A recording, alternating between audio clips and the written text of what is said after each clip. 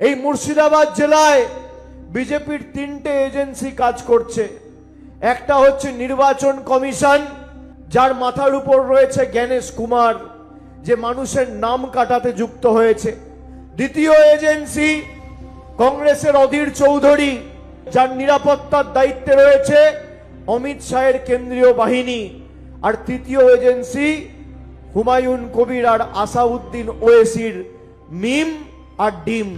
একদিকে মিম আর একদিকে ডিম, যারা এদিক ওদিক বিজেপির থেকে টাকা নিয়ে মুর্শিদাবাদে অশান্তি করার চেষ্টা করছে। মাথায় রাখবেন, বিজেপির নেতা অমিত শাহকে যে সিকিউরিটি পাহারা দেয়, যে ইউপির হুমায়ুন কবিরকে একই সিকিউরিটি পাহারা দেয়, অধীর চৌধুরীকে একই সিকিউরিটি পাহারা দেয়, মিমের নেতাকে একই সিকিউরিটি পাহারা দেয়। এদেরকে কোনোদিন ইডি সিবিআই ডাকে না। এটাই হচ্ছে এদের সাথে সেটিং।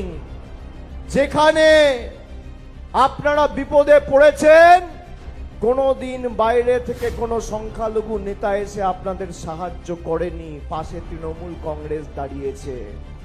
এই ক্যাম্প করে এসআইআর এর সময় ভারতবর্ষে 28টা রাজ্য আর 8টা কেন্দ্র শাসিত অঞ্চল আছে। একমাত্র মানুষের অধিকার নিয়ে দেশের সর্বোচ্চ আদালত সুপ্রিম কোর্টে যিনি লড়াই করেছেন, তার নাম মমতা ব্যানার্জি, আর দলের নাম তৃণমূল কংগ্রেস। সিপিএম অতীত, আর এখানে কংগ্রেসকে ভোট দেওয়া মানে বিজেপির হাত শক্তিশালী করা, অধীর চৌধুরীদের ভোট দেওয়া মানে পরোক্ষভাবে বিজেপিকে সমর্থন করা।